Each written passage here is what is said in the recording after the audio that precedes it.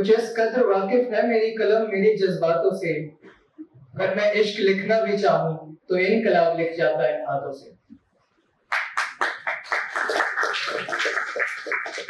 With these words of Shahid Azam, I, Ravi, am delighted to welcome you all to the inaugural lecture of the Center for Shahid Bhagat Singh Studies and Research under the aegis of IQAC for the academic session 2024-25.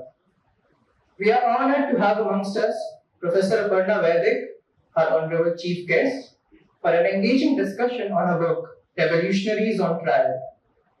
We also welcome Neeta Ma'am, our coordinator for the Center for Shahid Bhagat Singh Studies and Research, Dr. V.A.V. Raman Sir, IQAC coordinator, faculty members, and my fellow mates. Professor Vaidik has done some pioneering work on the revolutionaries in the Indian national struggle. She has various monographs and books to her credit, including the very recently released Revolutionaries on Trial, Sedition, Betrayal, and Martyrdom, Waiting for Swaraj, Inner Lives of Indian Revolutionaries, and Imperial Andaman's Colonial Encounters and Alien History, amongst others. The history of the Lahore Conspiracy Trial has so far been told as one of the most prime cases of the colonial state's lack of commitment or failure to uphold the ideology of rule of law. In her recent work, Revolutionaries on Trial, Professor Vaidik contends this notion and navigates us through a complex landscape of witnesses, betrayers, approvers, renegades, and judicial records, even colonial archives. Professor Vaidik further questions why the revolutionaries were put to trial despite the colonial state having a vast repertoire of violence at its disposal, and how this choice tends to look at the colonial state's nature of conduct. To examine Professor Vaidik's book, it brings a vivid life to the people and the events of the trial that left an indelible imprint on the history of revolution in India. Now I request Dr. Mrityunjay Kumar, TIC, Department of History, to extend our respects to Professor Vaidik by presenting her with the bust of Bhagat Singh.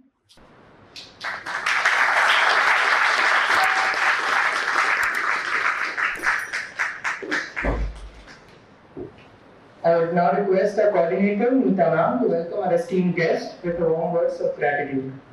Good afternoon.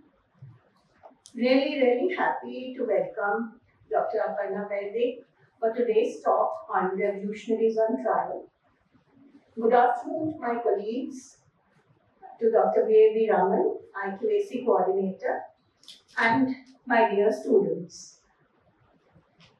Before I hand over the mic, I won't say much, but before I hand over the mic to Professor Vaidik, I will just share a few words about the center. This center was established in the Golden Jubilee year of the college, and it was established with the intention of sensitizing students to the idea that different kinds of visions inform the struggle for independence. And these ideas about independence were articulated in various different kinds of actions as well. So, the center has tried to get together and collect a lot of primary material and also secondary material, and try to engage with the students about the activities, the ideas and actions of the revolutionaries. In fact, Dr. Vaidik, Professor Vaidik will be speaking to our students for the second time. She has already had an online lecture on Waiting for Swaraj, her much acclaimed book, and it was very well attended, and we really, gained a lot of insight from her presentation. Her work is really of pioneering nature. So I think without saying much, I would like to give her a warm welcome and ask her to deliver the lecture. I would also extend a very warm welcome to her sons and her husband who have taken time to be with us here. I hope we all get to learn and interact with Professor Vaidik.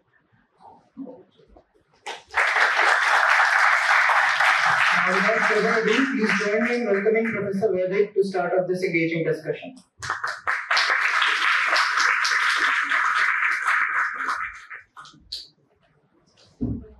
Nita जी, आज यहाँ बुलाने के लिए शुक्रिया। मुझे लगा कि आप लोग बहुत सारे स्टूडेंट्स हिंदी मीडियम के भी होंगे, तो क्यों ना टॉप को थोड़ा मिला जुला बना लें, बाइलिंगुअल बना लें, तो समझ में ज़्यादा आता है, मज़ा भी आता है। क्योंकि इंग्लिश में बहुत सारा बोल के आप लोगों को समझ में नहीं आया तो मेरे आने का क्या फ़ायदा होगा। और रिसर्चर तो मैं हूँ, लेकिन उसके साथ साथ अध्यापक भी, ठीक है। तो वो भी एक मेरा एक कर्तव्य है जो मैं पूरा करना चाहती हूँ। मैं यहाँ हूँ, आपको समझ में ना आए जब मैं बोलूँ। तो आज के लिए बहुत शुक्रिया बुलाने के लिए। और मुझे लगा आज सिर्फ किताब पे बात करने की बजाय थोड़ा सा मैं आप लोगों के साथ कि किताब जो हिस्ट्री है, इतिहास लेखन है, उसमें कहाँ लोकेटेड है, उसको कैसे पढ़ा जाए। कि किताबें तो बहुत सारी होती हैं, पर उनको पढ़ के समझा कैसे जाए। तो पढ़ सकते हैं इस किताब को, इसका हिंदी रूपांतर भी आ जाएगा कुछ महीनों में। उसको इंग्लिश में नहीं पढ़ने, वो हिंदी में पढ़ लेगा। और ये रिसर्च वर्क है, तो ये शेल्फ पे बहुत साल तक रखा रहता है। जो अभी नहीं पढ़ेगा तो बाद में पढ़ेगा, और शायद कोई नहीं भी पढ़ेगा, सिर्फ कोई टॉप सुन लेगा। लेकिन उस किताब को समझा कैसे जाए, और भगत सिंह के बारे में लिखा कैसे गया है, कैसे भगत सिंह को हमने कैसे अलग अलग समय में कैसे कैसे समझा है, उसके ऊपर मैंने टॉक बनाया, सिर्फ किताब पर नहीं। तो मुझे लगा आप लोगों को इंटरेस्टिंग ज़्यादा लगेगा वो। सो चलिए PowerPoint।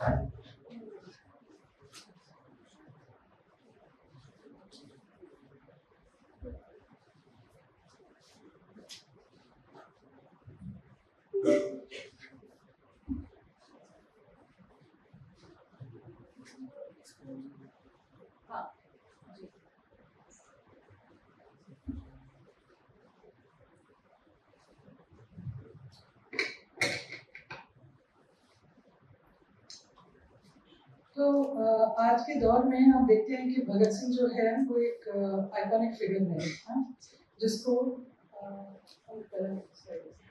देखिए, मैं जो थोड़े से पोस्टर्स मैंने कलेक्ट करे, आपको इसमें जैसे भगत सिंह, क्रांति सेना, CPIM, BJP, AAP, farmers protest, Shaheen Bagh. तो आप देखेंगे भगत सिंह को तमाम तरह के जो राजनेता हैं और राजनीतिक पार्टीज हैं और आइडियोलॉजीज हैं, सिद्धांत हैं, उन्होंने अप्रोप्रिएट कर लिया। भगत सिंह सबका है एक तरह से, और एक तरह से किसी का नहीं, क्योंकि जिस भगत सिंह से वो एंगेज कर रहे हैं, पता नहीं भगत सिंह था भी कि नहीं।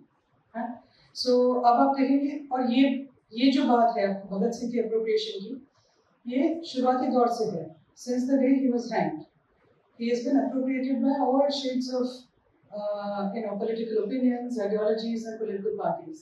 तो आज भी आप देखेंगे कोई भी ऐसा नहीं है, भले ही वो माओवादी हो, नक्सलवादी हो, सिख हो, आर्य समाजी हो पंजाब में, ये भगत सिंह क्रांति सेना एज अभी पीछे वाले पे देखिए, CPIM, Indian national Congress, Akali Dal, आम आदमी पार्टी, इवन कश्मीरी नेशनलिस्ट, हर कोई भगत सिंह का वो देखता है। और जब भी कोई बहुत बड़ा मोबिलाइजेशन होता है आज के टाइम में, फार्मर्स प्रोटेस्ट हो या NTC, NRC, सब जगह आपको भगत सिंह का फोटो जरूर मिलता है। तो अलग अलग तरीके से भगत सिंह को लोग अपने उसके लिए उसका एक चिन्हात्मक प्रयोग करते हैं। और अब ये देखिए, भगत सिंह की भी अलग अलग रूप है। मैंने देखा कि आपके कॉलेज में भी फेल थ्रेड वाला भगत सिंह है ना।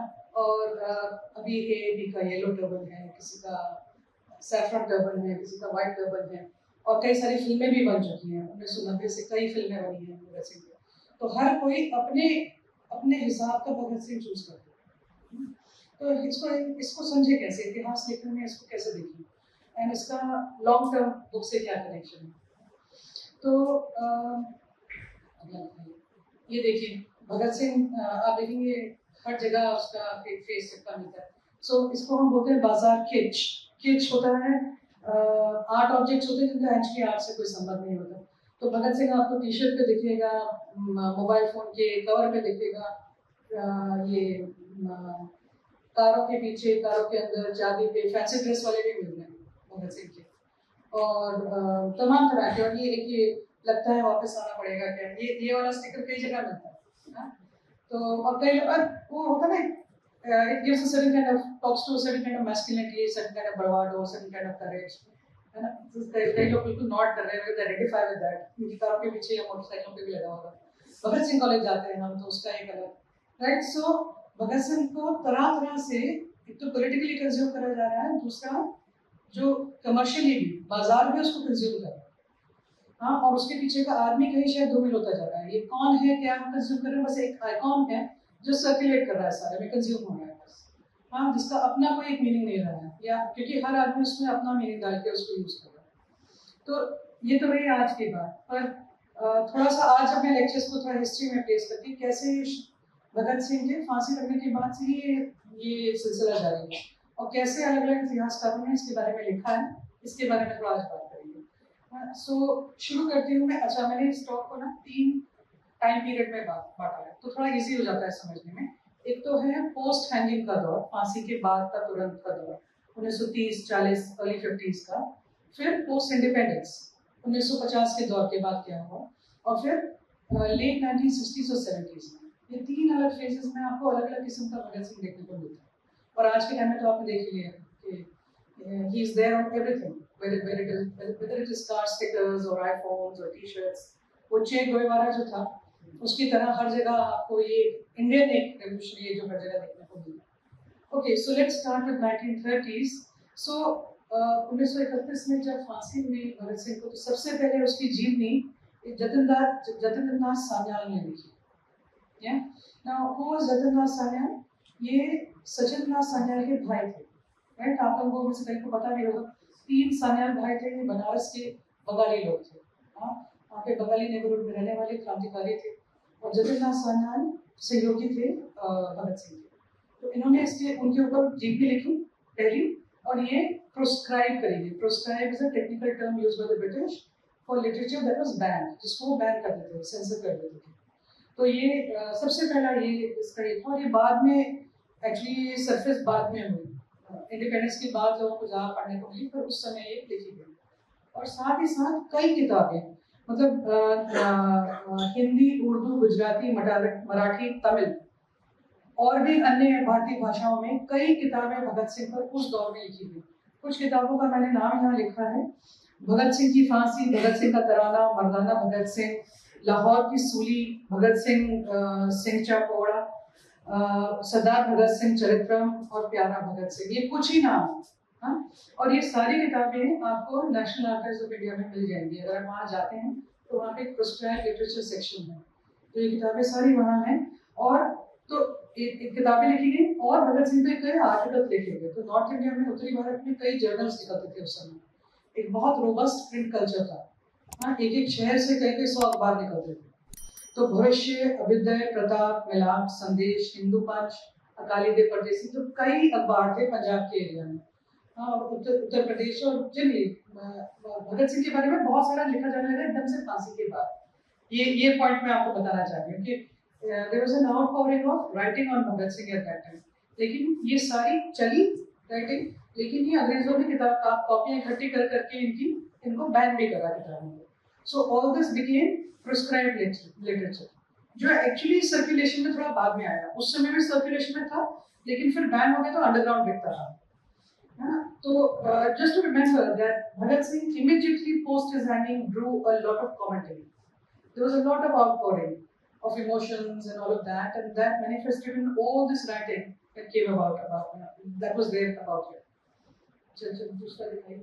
अच्छा, एक तो था किताबें, आर्टिकल्स जो छपे अलग अलग भाषाओं में, फिर थे छोटे छोटे पर्चे या पोस्टर्स।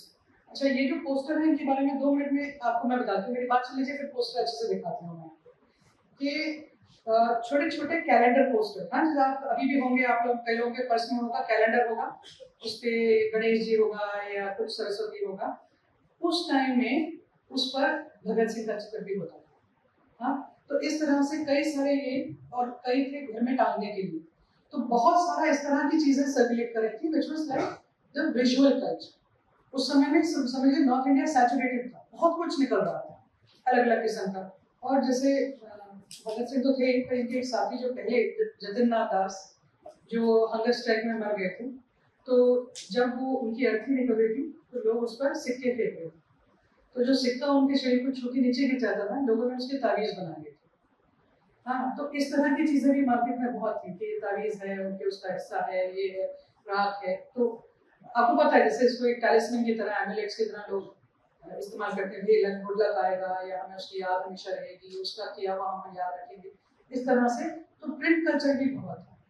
तो ये दो पोस्टर है उस समय की, समकालीन 1930s के। अब इनमें इंटरेस्टिंग ये है, ये पहला पोस्टर देखिए, ये जीसस के क्रूसिफिक्शन का है, right? So the imagery is religious. तो पीछे क्रॉस बना हुआ है, भगत सिंह बीच में है, सूली पे चढ़ाया हुआ है उन्होंने, और दोनों उनके जो साथी हैं सुखदेव और राजगुरु, और ऊपर जतिन नाथ दास जो पहले मर गए थे जेल में।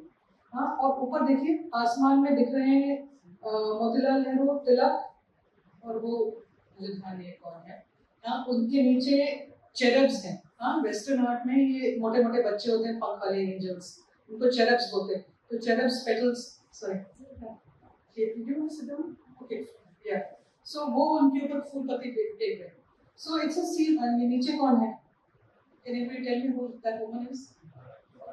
Bharat Mata, Mother Mary, right? So same image of Mother Mary, holding onto the cross where Jesus is being crucified. Same image is there of Bhagat Singh. तो जो भगत सिंह है, कोई शुरू से मार्क्सवादी के रूप में देखा जा रहा था या वो एक वैसा एथिस्टिक आइकॉन था, ऐसा कुछ नहीं था। लोगों को कोई मतलब नहीं था उससे, नहीं? वो अपने जो उनका रिलीजन था, जो उनकी जो सिद्धांत था, उसके अंदर उसको देख रहे थे। So you have a religious representation of Bhagat Singh also. And next one आप देख रहे होंगे, वो गांधी है, राइट? गांधी जी का वो है, और वो अपना सीना ये खोल के दिखा रहे हैं। उसमें वो तीनों क्रांतिकारी जिनको सूली पे चढ़े थे वो। तो किसका सीन है ये? You know this? हनुमान का है, जब वो अपना छाती ऐसे करके। एंड आप ऊपर देखेंगे वो सितारा बन गए, जो लोग मर गए हैं वो सितारा बन गए। हाँ, and I think this is Bhattacharya Prabhu, right? So interesting about these imageries is that in the market there is a circulation of Bhagat Singh's image through a religious iconography. वो भी बहुत हो रहा है क्योंकि लोग उनके मरने पर इतने वो थे, क्योंकि यंग डेथ्स थी ना। कोई बूढ़ा होकर मरता है तो बात अलग होती है, जो यंग डेथ होती है it evokes a lot of passion, evokes a lot of emotion. Yeah, so and that was getting translated into also a religious motif. And so ये इस तरह के कई आपको उस समय में चित्र मिलते हैं कि वो posters actually. So this is with ample print culture at that time. Yeah. Okay. तीसरा अगला, और फिर है Bhagat Singh as a Punjabi folk hero. ये आप लोग फेमिलियर होंगे, आप में से जो पंजाब से होंगे उनको ये पता होगा कि भगत सिंह वहाँ का एक फोक हीरो बन जाता है। हाँ, और पंजाब की कई बोलियां हैं। भगत सिंह की घोड़ी है जो गाई जाती है शादी के पहले, घोड़ी चढ़ने के पहले लड़का वो भगत सिंह का गाना गाया जाता है वहाँ पर। और कई टप्पे हैं, कई वहाँ पर माड़ी किस्से, शहीदी मेले लगते हैं हाँ पंजाब में। और in the folk memory he is remembered as a, जो कि यहाँ पर भी है, शहीद, शेर, लाल, चिराग, ये नाम बार बार आते हैं हाँ, as a martyr, as a lion, son of mother India, as a lamp. Yeah, so he is a very important folk hero in the memory of Punjab. And this Punjab is not only on this side, this is on the Punjab on the Pakistan side also. उसको लहंगा पंजाब बोलते हैं। जो western Punjab है, लहंगा पंजाब में भी एक बहुत dominant फोक memory है भगत सिंह की। मैं आज भी पाकिस्तान में जो पुराने पंजाबी लोग हैं उनसे अगर आप पूछेंगे तो सबको पता है भगत सिंह के किस्से वहाँ पर भी फेमस है। भले वो एक इस्लामिक कंट्री बन गया इंडिपेंडेंस के बाद, and all that went on between, has always gone on between India and Pakistan, but the memory of Bhagat Singh is there amongst the old Punjabis. Yeah, that folk memory is there. So he lived on as a folk hero. So इस दौर में लोगों को भगत सिंह ने कुछ articles लिखे थे, essays लिखे थे, कुछ पर्चे लिखे थे, या वायम एंड एथिस्ट जो काफी फेमस है, आप लोगों ने पढ़ा होगा, या उसकी जेल डायरी, इस सब के बारे में बिल्कुल नहीं मालूम था. That was not available to the public memory. What people knew of him was this: post his hanging, this is the Bhagat Singh they are connecting with, and they are connecting with Bhagat Singh in their own ways. Yeah?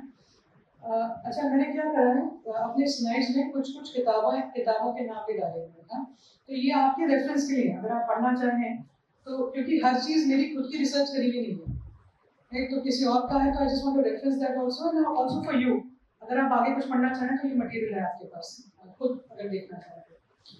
फिर आता है independence.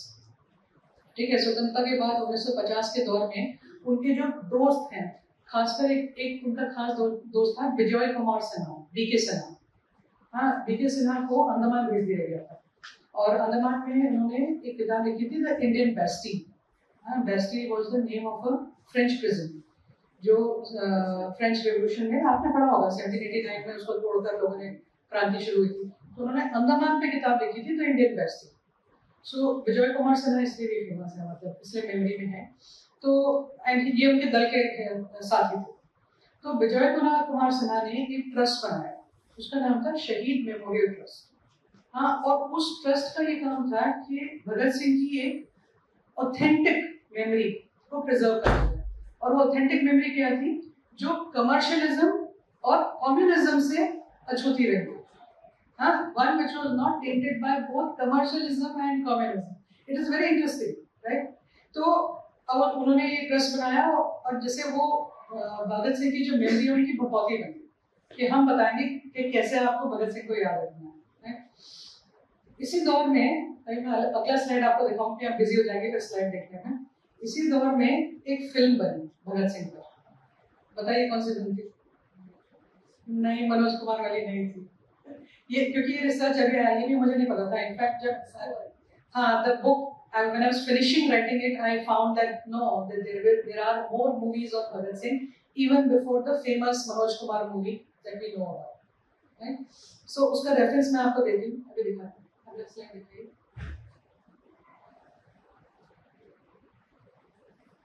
ये थी, इसका नाम था शहीद आजम भगत सिंह. ये 1954 में 1954 में रिलीज हुई थी. इसको बनाया था जगदीश गौतम ने, एंड पूनम प्रोडक्शंस, उनकी कंपनी थी पूनम प्रोडक्शंस, उन्होंने ये बनाया था. अच्छा, इस मूवी की खासियत ये है कि इसकी रील नहीं है.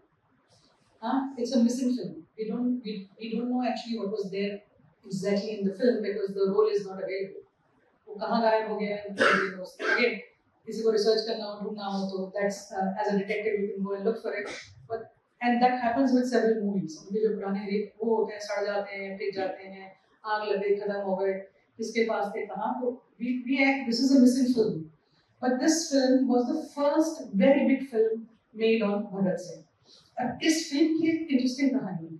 इसकी कहानी ये है कि ये कमर्शियल फिल्म थी, और जो शहीद मेमोरियल ट्रस्ट था, विजय कुमार सिन्हा और भगत सिंह के जो भाई थे कुलतार सिंह, ये लोग सब मिलकर उन्होंने बोला कि ये फिल्म जो है रिलीज नहीं होनी चाहिए, क्योंकि ये शायद भगत सिंह की मेमोरी को ट्विस्ट कर रही है. जो हिस्टोरिकल फैक्ट्स नहीं है इसमें, और चीज़ें डाली हुई हैं, मतलब इस तरह का इन्होंने ड्रामेटाइज करा हुआ बहुत ज़्यादा. तो इन्होंने सेंसर बोर्ड को अपील करी कि ये फिल्म रिलीज ना हो. अब सेंसर बोर्ड के सामने प्रॉब्लम हुई कि ये फिल्म रिलीज, भगत सिंह के ऊपर फिल्म रिलीज कैसे ना हो, क्योंकि then the censor board will look like as if it's not letting a film be made on Bhagat Singh. हाँ, तो वो हाँ भी नहीं कर सकते थे, ना भी नहीं कर सकते, तो फिल्म अटकी रही कुछ टाइम तक. और फिर ये हुआ कि उन्होंने आखिर में ये फिल्म रिलीज कर दी, और जगदीश गौतम जो डायरेक्टर था उसको बोला कि कुछ कट्स कर दीजिए आप. तो थोड़ी सी काट छाट करके ये दिखा के भाई हाँ सेंसर बोर्ड ने ध्यान से देख लिया, कर लिया, उन्होंने फिल्म कर दी रिलीज. और अंडरस्टैंडेबली बहुत क्रिटिसिज्म आया from the nationalist ranks. Vijay Kumar Sinha was really upset about it. His brother was very upset.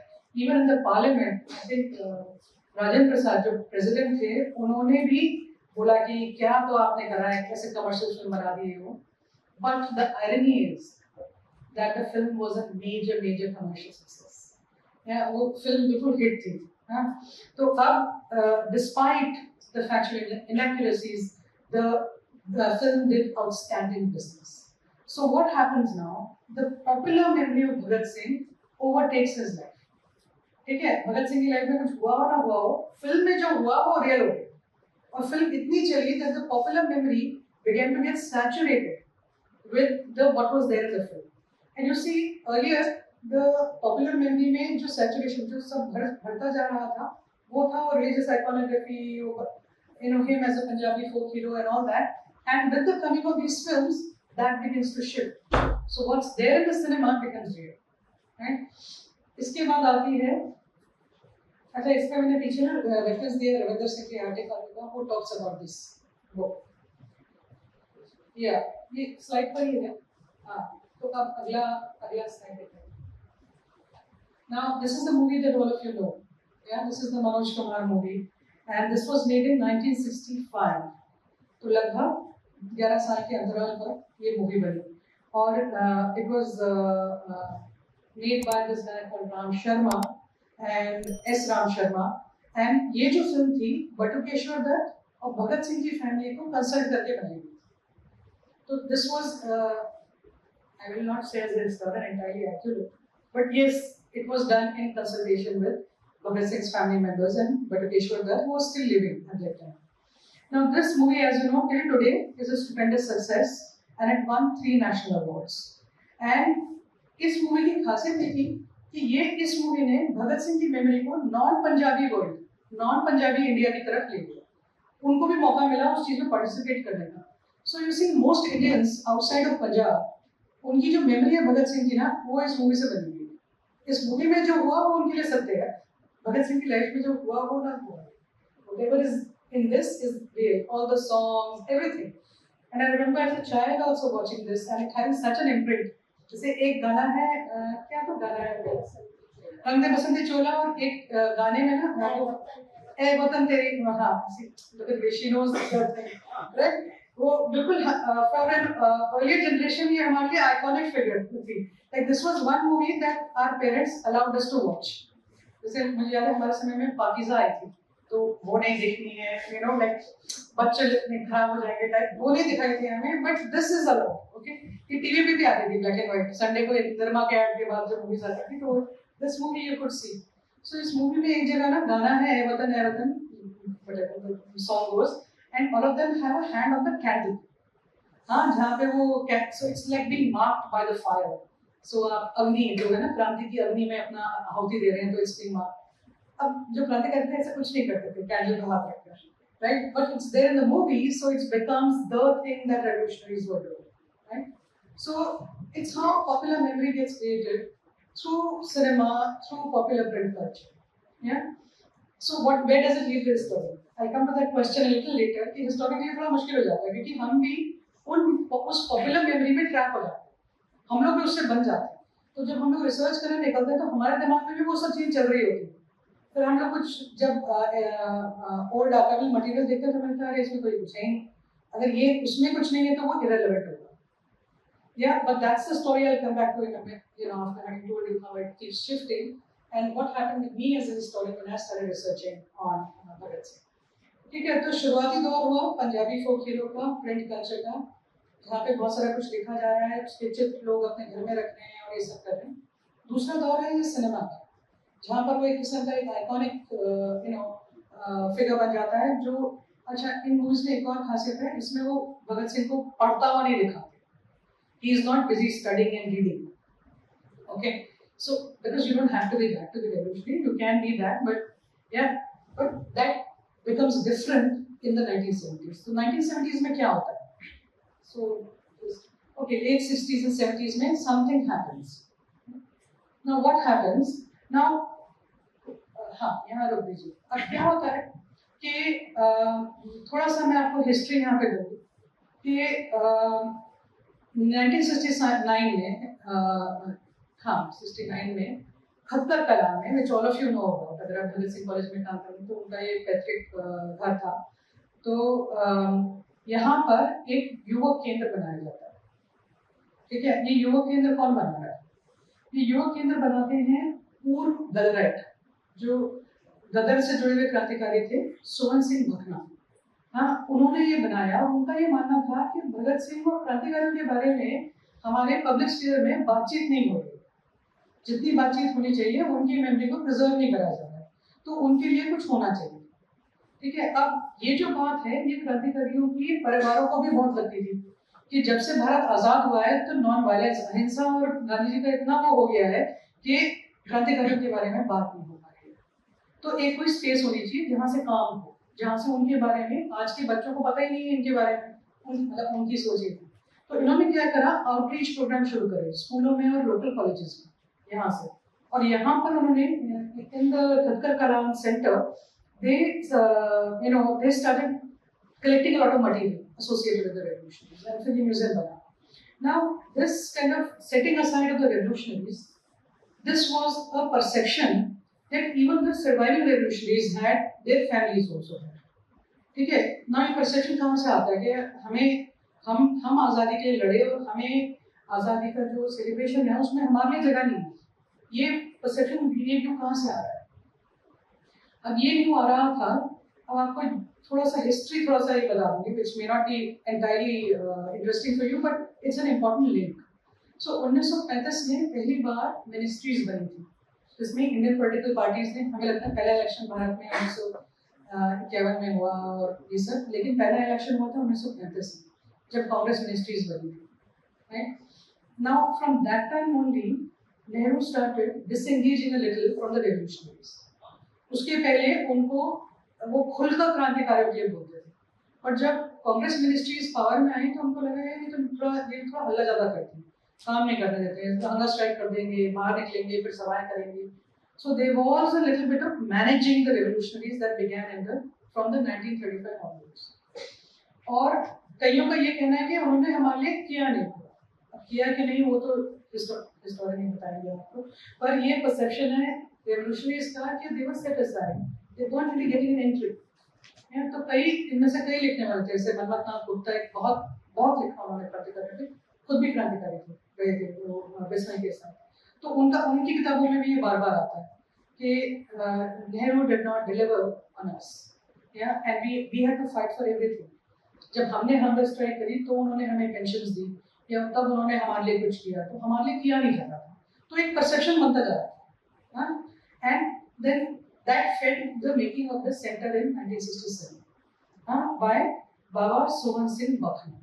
और गदराइट्स के बारे में आपको थोड़ा मालूम है? गदराइट्स कौन थे? ये जो गदर में ये पार्टी थी, गदर पार्टी, ये कैलिफोर्निया अमेरिका में बनी थी. इसके क्रांतिकारी बहुत सारे सिख लोग थे जो वहाँ गए थे as laborers, and one of them was Bhagat Singh's uncle Ajit Singh. So this connection was there between the Gadarites and Hindustan Socialist Republic Army. So then they start compiling and a lot of material on Bhagat Singh and doing outreach in schools and colleges. कि तुम असली भगत सिंह को जानो, असली क्रांतिकारियों को जानो, ठीक है? फिर इसी के साथ एक और चीज शुरू हुई, which was the second next slide, which is the nationalist Marxist historians, जैसे बिपिन चंद्रा and प्रोफेसर चमन लाल, इन लोगों ने मिलकर ढूंढ के जगह जगह जा जाके भगत सिंह के लिखे हुए लेख, जे डायरी और कुछ भी जो भी था उनको मिला, उसको उन्होंने आर्काइव करना शुरू किया, उसका रिलेट बनाना शुरू किया. जैसे आप लोगों का भी सेंटर है, वो चीजें जोड़ रहा है, वैसे सबसे पहला काम उन लोगों ने किया, उन लोगों ने जोड़ना शुरू किया. So they started this archiving of the memory through writings. एक होता है आर्काइविंग कि भाई पोस्टर भी कलेक्ट कर सकते थे, आप दूसरा रिटर्न मटेरियल कलेक्ट कर सकते थे, पर उनका ये था कि ऑथेंटिक हमें चाहिए. And with this started a new image of Bhagat Singh began to emerge, which is of a reading and a writing revolutionary, जो पढ़ता था, जो लिखता भी था, right? So you see how the image, the imagination, the popular imagination of Bhagat Singh is shifting. Until the 1970s, his writings were not known to the world. उन्होंने बहुत सारे से कीर्ति और चांद के लिए लिखा था 1924 के दौर में 1926 तक, तो वो वाला मटेरियल था, लेकिन वो वहीं था, पड़ा हुआ था. इन लोगों ने इकट्ठा करके निकाल के लेकर आए. तो ये वीरेंद्र संधू उनकी शायद नीस है भगत सिंह की, तो उन्होंने पत्र और दस्तावेज जो फैमिली के लोगों ने कुछ लिखा हुआ था, फैमिली लेटर्स थी, कोई रेमिनेंसेस थे, संस्मरण थे, वो सब मिला के उन्होंने ये किताब बनाई. ये विपिन चंद्रा ने वायमन एक्ट्रेस, इन्होंने प्रोफेसर विपिन चंद्रा ने इसका इंट्रोडक्शन लिखा. फिर उनकी जेल नोटबुक, और फिर various other essays that he had written, Professor Chaman Lal brought it all together. So that way and whole archiving thing happened, and then there is a shift in the way one is imagining Bhagat Singh, and he starts acquiring a more and more of a Marxist, left-leaning revolutionary orientation through these writings. Yeah? So he goes, there's an entire arc of him appearing like a Punjabi folk hero, then him appearing like a gun-wielding revolutionary who's wearing a felt hat and all that, and then he turns into this left-oriented revolutionary who reads and writes. Yeah? तो आपको उसके बाद जितनी फिल्में बनी है ना, उसमें ये वाला सीन जरूर होता है फांसी के पहले. आपको पता है वो कौन सा सीन है? एक क्रांतिकारी दूसरे क्रांतिकारी से मिल रहा है, वो he is reading Lenin's autobiography. Yeah? Now, that makes its way only in the later movies after this moment. अच्छा, इस दौर में एक चीज और हो रही है 70 के दौर में. आप लोगों ने थोड़ा सा भी आज के टाइम में एक वर्ड बहुत बार यूज होता है जो आप लोग भी फेमिलियर होंगे, वो वर्ड है इमरजेंसी. हाँ, तो इमरजेंसी से आप लोग फेमिलियर हैं, ठीक है? तो वो दौर था 70 का इमरजेंसी, लेकिन इमरजेंसी के पहले बहुत कुछ हो रहा था हमारा. Emergency almost was like an end point for a lot of developments that started from the late 60s. वो क्या थी? तो बहुत सारी ग्रासरूट मूवमेंट्स हो रही थी इंडिया में. हाँ, नेशनलिज्म था. हाँ, चिपको आंदोलन हुआ, रेलवे स्ट्राइक्स हुई. हाँ, तो इस तरह के बहुत सारे अर्बन, रूरल और ट्राइबल बेल्ट्स में बहुत सारे ग्रासरूट मूवमेंट्स थे. हाँ, और ये मूवमेंट्स स्टेट को चैलेंज कर रही थी या स्टेट पॉलिसीज को चैलेंज कर रही थी. हाँ, राज सत्ता को चुनौती दे रही थी. तो ये एक भारत के इतिहास में एक नया दौर था, क्योंकि एक दौर था इंडिपेंडेंस के बाद जहाँ सिविल सोसाइटी और स्टेट मिलकर आगे बढ़ रहे थे. आपको शायद वो फिल्म पता होगी, हम हिंदुस्तानी. तो उसमें गाना हम हिंदुस्तानी, हम कल की बातें छोड़ो, हम बनाएंगे नया Bharat. Right? So people are trying to build this new India, everybody is going together, and this new India is going to come, right? So 50 और 60 इन दोनों दशकों का जो जज्बा था वो था कि हम नया भारत बना रहे हैं. But by the time we come to late 1960s, ये जज्बा ढीला पड़ने लगता. हाँ, सिविल सोसाइटी रेजिस्टेंस शुरू हो जाता. ठीक है? अब ये भगत सिंह से कैसे जुड़ा? Now once the civil society resistance starts, they start looking back into the past for icons who were also militant, who were also resisting. So there is a going back. ये बात समझ पा रहे हैं? मैंने इंग्लिश में बोली, हिंदी में बोलती हूँ कि एक बार जब ये सारी चीजें शुरू हो गई, हाँ, ये रेजिस्टेंस मूवमेंट ये शुरू हो गए, तो उनको भी अपने आइकॉन्स चाहिए थे. तो वो भी इतिहास में झांक के ढूंढने लगे अहिंसावादियों को नहीं, जो हिंसावादी हैं वो. तो क्रांतिकारियों की खोज इतिहास में होने लगी, तो उनके लिए भी बहुत आइकॉनिक बन गए. हाँ, तो naxalite movement also drew on imagery of Bhagat Singh, and it became relevant once again in a new way. हाँ, तो एक मैं आपको अगला स्लाइड एक दिखाती हूँ जो हम लोगों के लिए इंटरेस्टिंग है. आई डोंट नो आपकी जनरेशन, क्या आप लोग अमरजीत कथा पढ़ रहे हैं अभी भी? नहीं पढ़ रहे? क्या पढ़ते हो? Percy Jackson, Harry Potter? Your teachers are laughing. आप लोग कॉमिक्स नहीं पढ़ते? देखिए, कॉमिक्स नहीं पढ़ेंगे तो काम नहीं चलेगा. कॉमिक्स पढ़ना चाहिए. राइट? विल्लू, पिंकी, चाचा चौधरी, सब हो गया. हाँ? अरे पूरा हाईजैक हो गया आपका इमेजिनेशन. हाँ? जो आप लोग क्या पढ़े बचपन में? ये बचपन में नहीं पढ़े. पंचतंत्र पढ़ेंगे. अमरजीत कथा नहीं पढ़ी आप लोगों ने कभी भी? नंदन, tinkle, Champa. Anyway, so Amarjit Katha is something that most of us growing up in a particular era read. अपने टीचर्स से आप पूछेंगे तो अभी भी जो हमारे दौर के लोग हैं, हम लोग कई बार, मैंने तो नहीं किया क्योंकि हिस्ट्री की तरह एक बार अमरजीत कथा को देख लिया तो फिर मैं पढ़ नहीं पाती हूँ, right? But they would buy these bound versions of Amarjit Katha and gift it, right? सबके घर में जब कॉमिक्स पढ़ लेते थे तो उनको हम लोग बाइंड करा लेते थे, क्योंकि वो दौर नहीं था कि रद्दी में फेंक दिया, ये नहीं था. बाइंड करा के रखते थे, पढ़ते रहते थे. Okay? So now why am I mentioning the Amarjit Katha? Now what happens? Now there is a new sort of 1970 के दौर में बच्चों तक क्रांतिकारियों की कहानियां कैसे पहुंचाई जा रही हैं, वो अमरजीत कथा से पहुंचाई जा रही है. तो उनकी पूरी सीरीज थी, फ्रीडम फाइटर सीरीज, एंड एक और सीरीज थी called the brave heart series.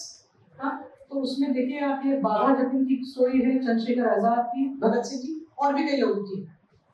तो तो मैंने ये 3 आर्टिकल लगाई हैं जस्ट दिखाने के लिए, और जहाँ से मैंने ये लिया है वो ये आर्टिकल का रेफरेंस मैंने आपको दिया। तो इसमें क्या था? It was a way to insert the stories of these revolutionaries into the lives of the young, right? But how was it being done? इसका उद्देश्य क्या था? अब आप देखिए इन 2 कवर्स में खून किसका निकल रहा है? बाघा जतिन का निकल रहा है, चंद्रशेखर आजाद का निकला। और गोली कौन चला रहा है? वो भी क्रांतिकारी चला रहा है। हाँ, क्रांतिकारी गोली चला रहा है, पर खून भी उसी का निकल रहा है, क्योंकि idea is that he is protecting quote unquote mother India and giving up his blood. वो अपना खून दे रहा है, ठीक है? तो आप देखिए इसमें जितने भी इंग्लिश जो ब्रिटिश मतलब जो इंडियन पुलिसमैन हैं या आर्मी मैन हैं, वो छोटे छोटे फिगर्स हैं बैकग्राउंड में जो गिर रहे हैं, वो सब हो रहा है, और उनमें से कोई ऐसा बहुत क्लियरली गोली चलाता हुआ नहीं दिख रहा है, किसी गोली लगी हुई नहीं है, ठीक है? गोली लगती है सिर्फ भारत माता के बेटे को, right? So there is a particular narrative over here. अब देखिए भगत सिंह वाला जो वो है उसमें वो पिक्चर ही गलत है, उसमें शॉर्ट्स पहने हुए थे, तो वो छोड़ दीजिए, historical accuracy is really not the issue here, but the he is throwing it, so he is like a courageous figure, yeah, जिसको डर नहीं लग रहा है, जिसने बम फेंका। But they are not showing Saunders murder, yeah, they also killed the police officer, right, assassinated a police officer, but that image is not the image they are leading with. They are leading with the image of assembly bombers. So this image is being created actually to counter the violence of the Naxals. क्योंकि Naxals जो है उनको कहा जा रहा है कि यार तुम अपने ही देश के लोगों का खून बहा रहे हो, और इनको देखो जिन्होंने अपना खून बहाया है देश के लिए, अगर तुम्हें बनना है तो तुम ऐसा बनो। Yeah, so these Amar Chit Katha is also part of the state's narrative about the revolutionaries. Yeah, what they wanted the young children to learn about the revolutionaries. Yeah, to be a good son of Mother India, कि आपको sacrifice करना चाहिए। हाँ, अच्छा नागरिक कौन है? जो बलिदान करे। ये मैं कह नहीं रही, मतलब ये state, this was the thing of you know sacrifice.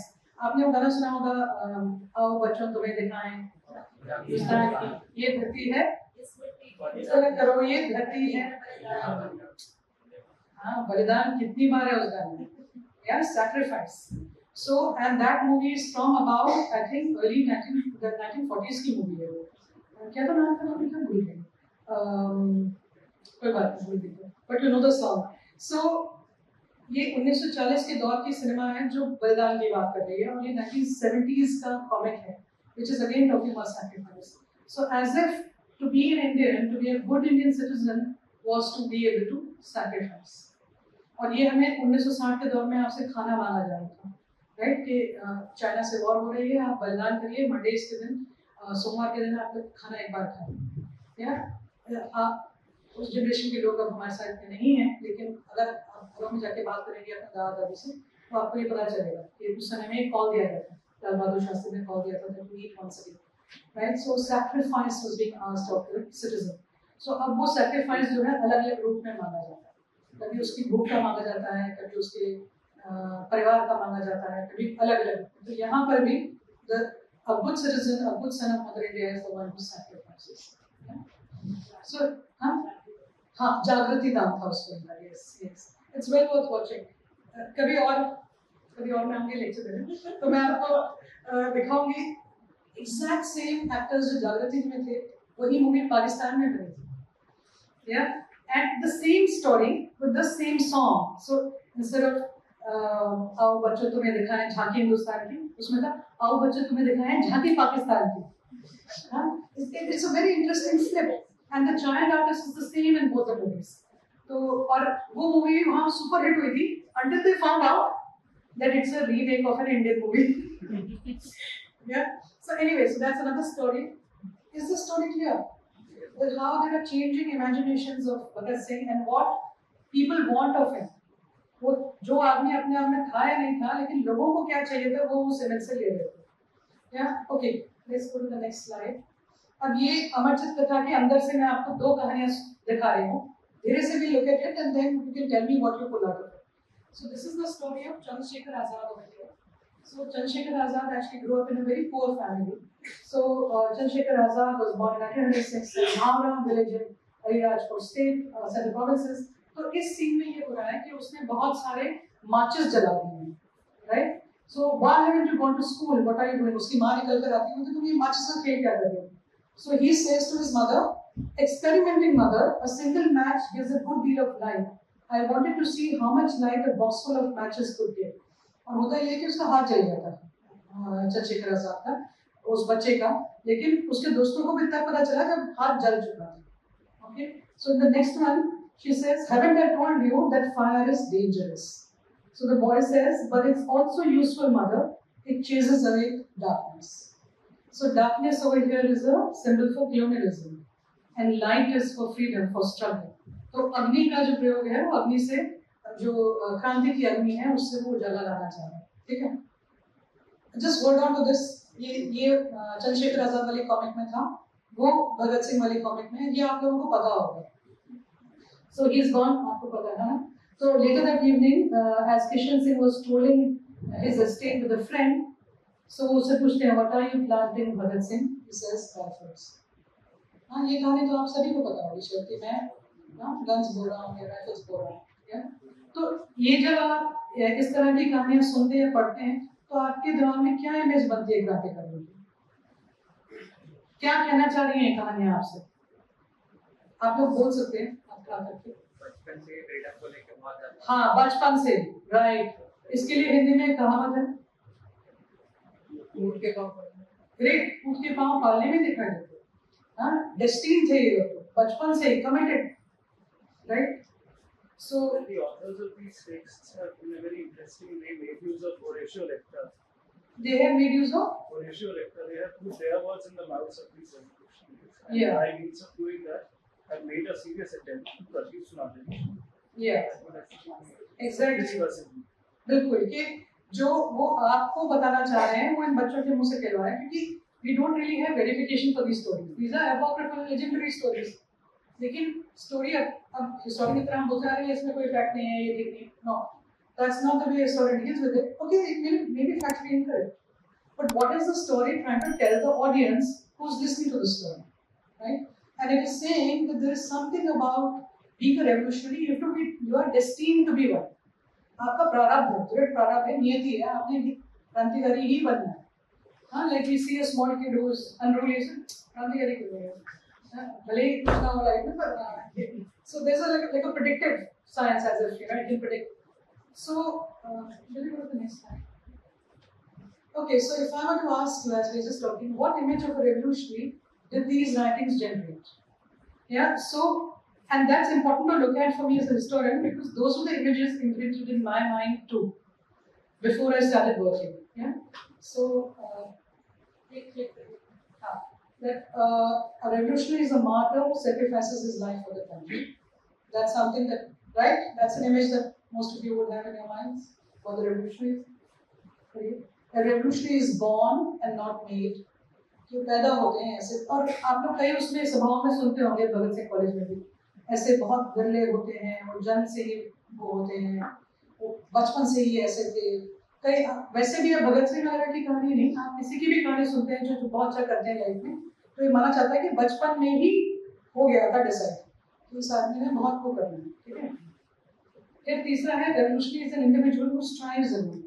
C in all these stories, they are like in all Bhagat Singh stories he is standing alone. या all the iconic this thing, वो अकेले खड़े. ठीक है, कुछ दोस्त हैं साथ में, but in your mind he is just an individual. Yeah, who was doing all this by himself. How many people can you name who were around him? Very few. Yeah, so he's an individual and an individualistic rebel. A person who's decided that उसको करना है, वो व्यक्तिगत चीज है, ये व्यक्ति विशेष की चीज है. और चौथा है, a revolutionary is a person who reads and writes. Yeah, तो जो पढ़ेगा, जो intellectual, you know, this idea of an intellectual revolutionary, somebody who reads. And मैं इसलिए कह रही हूँ कि you know I did my PhD from JNU. और वहाँ पे बहुत सारे इंटेलेक्चुअल क्रांतिकारी थे, हम भी थे. ठीक है, मैं तो ये पढ़ने लिखने को ऐसे जस्टिफाई करती थी कि पढ़ेंगे लिखेंगे तो बनेंगे क्रांतिकारी, राइट? तो जो पढ़ेगा लिखा रहेगा उसका तो हो गया क्रांति, तो छोड़ दीजिए, राइट? तो there is a now imagine this as a framework for writing history. आप इतिहास लिखने जा रहे हैं अंदर और आपके दिमाग में इमेज है क्रांतिकारी की, तो आप किस तरह का इतिहास लिखेंगे? That's my next slide.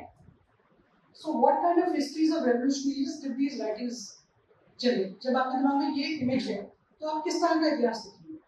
तो पहला है, you will write a heroic and a celebratory history of martyrs, brave hearts and sons of Mother India. तो वो जो इतिहास भी होगा वो पूरा राष्ट्रवाद से लिप्त होगा, या उसमें ये होगा कि रेवोल्यूशन का कोई क्रिटिसिज्म नहीं हो सकता क्योंकि वो प्योर होगा, क्योंकि वो एक मार्टर है, शहीद, राइट? कॉलेज का नाम भी शहीद Bhagat Singh. So you see it creates a certain kind of imagination, and वो इतिहास भी मैं ये नहीं बोलूंगी कि वो इतिहास बुरा है या खराब है या erroneous है, but that's one particular kind of history, yeah, which is हम लोग इंग्लिश में उसको बोलते हैं hagiographical. Hagiographical का हिंदी क्या होगा? वो बिल्कुल सराहना से भरा हो, हाँ, प्रेम से भरा हुआ, लाइक जैसे डिवोशनल, हाँ, किसी से बिल्कुल डिवोटेड है, उसकी स्तुतिवाद समझ लीजिए, स्तुतिवादी इतिहास, वो होगा, हेरोइक होगा, उसमें सेलिब्रेशन होगा, ठीक है। दूसरा होगा, दूसरी तरह से जैसे इनका इतिहास लिखा गया है वो है फेड हिस्ट्रीज, कि ये लोग बहुत करेजियस थे पर मिसगाइडेड थे, ये अपने समय से पहले थे, हाँ, और ये चीज बार बार हमें कई हिस्टोरियंस के काम में मिलती है। That how, and that's why there is so little work on the revolutionaries. Historians have not written that much. जैसे जो पहली जनरेशन थी Bipin Chandra and Chaman in professors की, इनका ये था कि इन्होंने बहुत सारा कंपाइल किया material, yeah, and the compilation became the history that they were doing. They weren't really writing a critical analysis as such, yeah, but they did a great task of compiling. If that hadn't been there, many histories would not have been written, right? So, but because, and other than them, there is not much writing. जो पुराने इतिहासकार हैं उनका इतना नहीं है. Focus was on Gandhi, focus was on other things, right? On social history, on agrarian history. We have a lot of cultural history, but not so much of the history of the revolutionaries. Yeah? And that's because there is a presumption, inherent presumption, एक सोच है कि ये actually इनका कुछ बन नहीं पाया. ये कुछ लड़के थे, बहुत courageous थे, पर मिसगाइडेड थे. जो स्वतंत्रता हमें दिलाई वो एक पार्लियामेंट्री प्रोसेस में दिलाई, कॉन्स्टिट्यूशनल प्रोसेस में, इन सारे दिलाई, right? So not that much has been written about that. And otherwise अगर जब भी लिखा गया, जैसे कई जिन लोगों ने लिखा, जैसे अजय घोष, शिव वर्मा के जो खुद क्रांतिकारी के राइटिंग्स हैं, they locate themselves in the larger story of socialism, as if to be a revolutionary was to be a socialist. But we know that's not true. Bismil was a revolutionary and he was not a socialist. Satyendranath Sanyal was a revolutionary, but he was not a socialist. Aurobindo Ghosh wasn't a socialist. Bharat Kumar Ghosh wasn't a socialist. None of these were socialists. Yeah. So how do you even write those histories?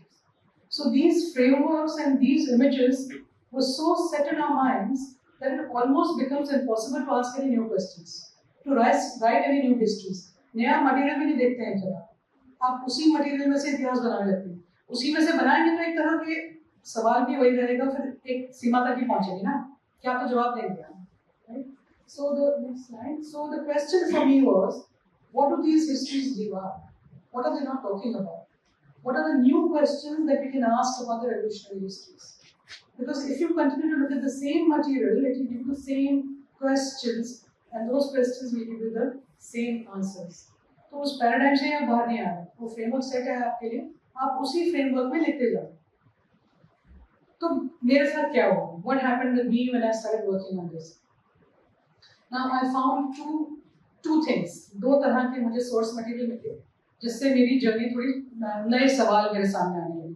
हाँ, तो एक जो मुझे मिला वो थे हिंदी में संस्मरण, क्रांतिकारियों के जो जीवित क्रांतिकारी जो रह गए स्वतंत्रता के बाद, कईयों ने अपने संस्मरण लिखे, और कईयों ने अपने हिंदी में संस्मरण लिखे ना. ये जो हिंदी में संस्मरण थे, इनकी जो भाषा थी, इसमें जो सोच थी, और इसमें जो क्रांति की परिकल्पना थी, वो जो भगत सिंह की राइटिंग्स है या जो HSRA के प्रोपेगेंडा मटेरियल था, जो पॉलिटिकल पैम्फलेट्स जो थे, उससे बहुत अलग था. हाँ, वो बात ही कुछ और कर रहे थे. तो बहुत टाइम तक मुझे लगा कि ये संस्मरण कोई अच्छा सोर्स नहीं है, इनसे क्या हिस्ट्री लिखी जाएगी। हाँ, because real history is in Bhagat Singh writings and in the political pamphlets, right. Also because I was looking for ideology. जब आप इंटेलेक्चुअल क्रांति की बात कर रहे हैं तो आइडियाज की बात करेंगे। आपको क्या मतलब है रोज वो क्या खा पी रहा था, क्या कर रहा था, राइट। संस्मरण में ये लिखा हुआ है कि हमने रोटी कैसे खाई, हमने वो कैसे किया, हमारे पास पैसे नहीं थे, उसने ये बोला, हम ये हंसे, उसने ये मजाक बनाया, you know, it was a story of everyday life, right. And I was like, oh, this is irrelevant because everyday lives we associate with women, right. क्रांतिकारी है तो आदमी है तो आइडियाज इंपॉर्टेंट है। हाँ, ये जो lack of ideas is a very feminine thing, domestic thing, we don't care about it, yeah. So there was this sort of gender notion also playing into the way I was approaching the memoirs. उस संस्मरण को मैं जैसे approach करी थी उसमें भी मेरा भी एक पूर्वाग्रह था, ठीक है। तो एक तो वो मिला, जब उसमें मटेरियल बिल्कुल अलग था तो वो मैच नहीं कर रहा था, टोन उसका मैच नहीं कर रहा था जो मटेरियल सब जो जनरली देखते थे, एक वो मिला मुझे। दूसरा मुझे मटेरियल मिला नेशनल आर्काइव्स में, एक लेटर एक्सचेंज, पत्राचार, हाँ, चिट्ठी मिली मुझे। वो चिट्ठी क्या थी, जो सुखदेव था जिसको सूली चढ़ी जो हुआ था, सुखदेव के भाई ने 1980s में डिसाइड किया गया सुखदेव पे एक भी किताब नहीं है, मैं सुखदेव पे किताब लिखता हूँ, राइट। तो सुखदेव पे किताब लिखते लिखते उन्होंने कुछ क्रांतिकारी, पुराने क्रांतिकारी जो तभी भी जीवित थे, उनको चिट्ठी लिखनी शुरू करी कि आप हमें मुझे सुखदेव के संस्मरण भेजें, ठीक है। तो उसमें से एक वो क्रांतिकारी था जिसने इनके खिलाफ, HSRA के खिलाफ गवाही दी थी। हाँ, उसका नाम था हंसराज बोरा, वो उस समय अमेरिका में रह रहा था। तो सुखदेव के भाई उसका नाम था मथुरा दास। मथुरा दास ने हंसराज बोरा को चिट्ठी लिखी थी और हंसराज बोरा ने वापस चिट्ठी लिखी। तो दोनों का लेटर एक्सचेंज था, 4-5 लेटर्स थे, हाँ, एक दूसरे को लिखी हुई। I found those letters, and in those letters, Mathura Das asks Hansraj बोरा कि आपने गवाही क्यों दी। So for me, that was the first thing as a historian कि जहाँ मुझे किसी क्रांतिकारी ने जो गवाही दी हो उनके सबके खिलाफ, वो अपने कारण बता रहा था।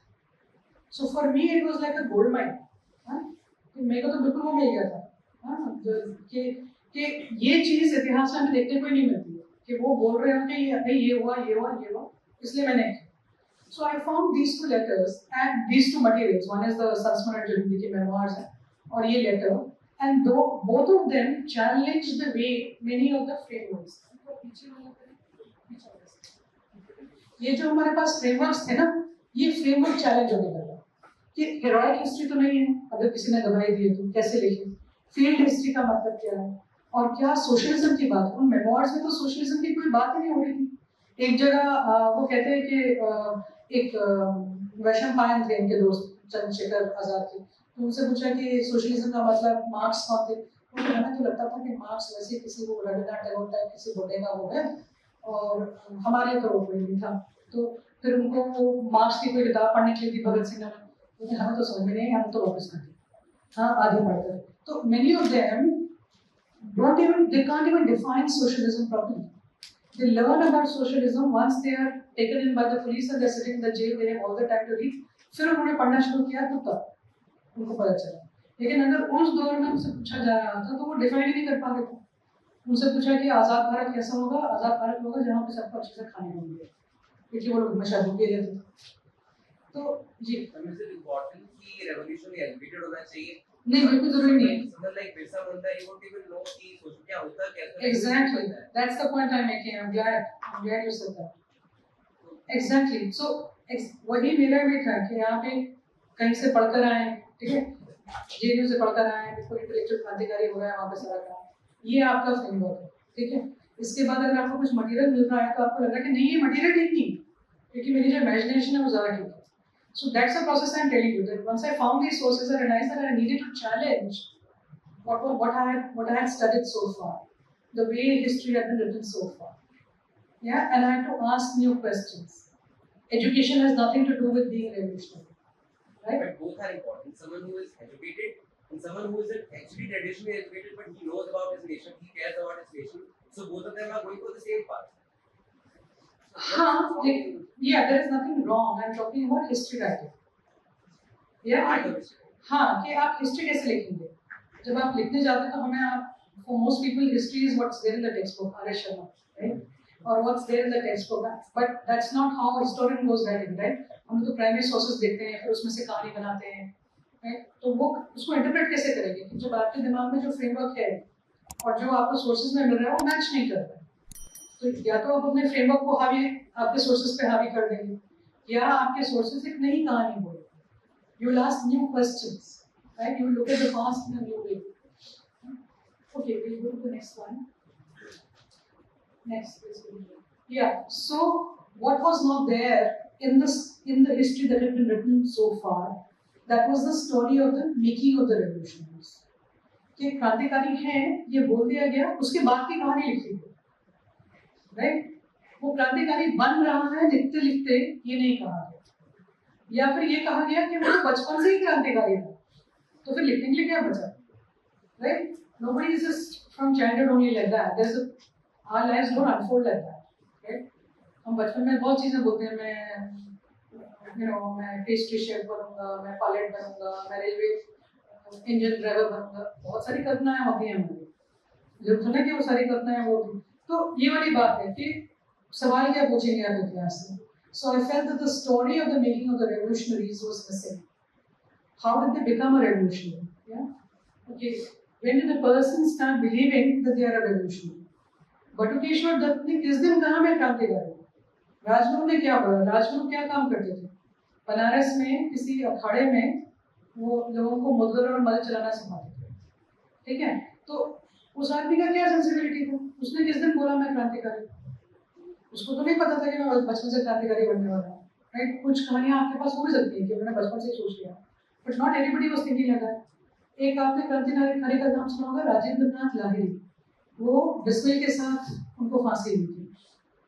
You know who Rajendra Nath Lahiri was? He was a local decorator. They had met him in the jail. Then he got so impressed with everyone that he decided मैं अपना क्रांतिकारी काम में जुट जाऊंगी. Yeah, one of them was a feudal lord with 2 wives. मतलब इनके group में अलग अलग किस्म के लोग थे. कोई ऐसा डिटरमिनेट नहीं था कि हम ही क्रांति करेंगे बचपन से, right? So when does a person start believing that I am actually a revolutionary? When does that tipping point come? कब होता है ये? जिस दिन उन्होंने पहली बार मार्क्स पढ़ लिया, आज मैं क्रांतिकारी. आज पहले दिन उन्होंने कोई क्रांतिकारी को सचिंद्रनाथ सान्याल का पति जीवन पढ़ लिया, आज तो बस तो क्रांति ही क्रांति. It wasn't like that. कई लोगों ने ये किताबें पढ़ी पर वो क्रांतिकारी नहीं भी बने, right? So that is a question I asked. Then next, how do we study the revolutionaries who did not leave behind any writings? जो भगत सिंह का तो रिटन मटेरियल है, सचिंद्रनाथ सान्याल का है, उपेंद्र घोष का है, कईयों का है, पर बहुत सारे हैं जिनका है ही नहीं और उनका इतिहास लिखा ही नहीं गया, उनके बारे में हमने कुछ बोला ही नहीं. For instance Chandrashekhar Azad, he was not a reading writing revolutionary. He was born in a very poor family in central India. उसके बाद एक दिन वो घर में खाने वाने को जगह नहीं था, बाहर गए, ट्रेन में बैठ गए. कहाँ गए? बॉम्बे.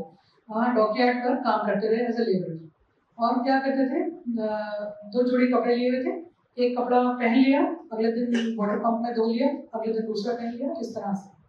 सो लेबरर्स के उसमें 4-5 लोगों के कमरे में रहते थे, ये बस गुजारा ऐसे करते थे. फिर उनको सुनने को मिला कि बनारस में ना बहुत सारे संस्कृत विद्यापीठ हैं, वहाँ ब्राह्मण बच्चों को संस्कृत सिखाते और साथ में खाना भी देते. ये करते हैं हम लोग. तो ट्रेन में बैठे बनारस पहुँच गए, वहाँ विद्यापीठ में एक एडमिशन ले लिया, जैसे 3 टाइम खाना मिलता है. He had not planned to be a revolutionary. जिस चीज से उनको आजाद नाम मिला, because his name was Chandrashekhar Tiwari, जिस चीज से नाम मिला वो था जब सत्याग्रह ज्वाइन किया और कॉर्पोरेशन मूवमेंट में उनको जब कोड़े पड़े तो उन्होंने हर बात पे बोला मेरा नाम आजाद और मेरी भारत. आपने सुना होगा ये सब stories, right? What was that? That was a Gandhian movement. He started out as a Gandhian and then he became a revolutionary. So there was no predestination. There was no predetermined path that he was following. He happened to become a revolutionary. Something happened in his life then that he decided कि अब ये रास्ता नहीं, मैं ये रास्ता चुनूंगा. तो वो कब था, क्या था, what went into that decision making, and how do we write about stories of revolutionaries who did not leave behind an archive?